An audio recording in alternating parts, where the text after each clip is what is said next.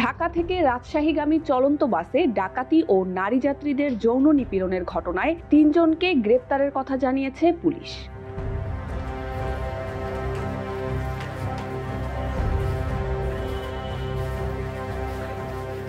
আজ শনিবার সকালে টাঙ্গাইলের পুলিশ সুপার মিজানুর রহমান এক প্রেস ব্রিফিংয়ে এ তথ্য জানান।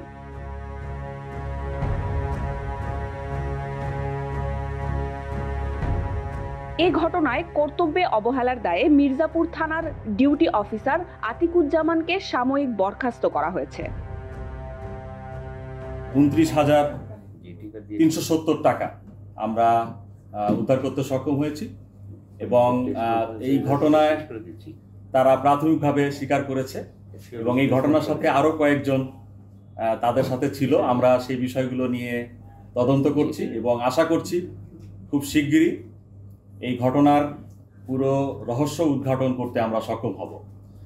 তো আপনারা জানেন যে আলোচিত এই বাস ডাকাতি মামলার একটি অংশ ছিল যে নারীদেরকে ধর্ষণ বা শ্লীলতাহানির এরকম একটি বিষয় এখানে এসেছে। তো আমরা এখানে নারী যাত্রীদের সাথে কথা বলেছি এবং যারা যাত্রী ছিল তাদের সাথেও কথা বলেছি।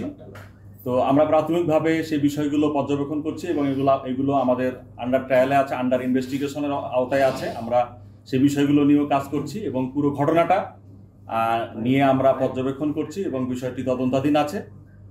আশা করি সকল বিষয়গুলোই আমরা খুব শীঘ্রই আপনাদেরকে আরও পরিষ্কার করতে সক্ষম হব।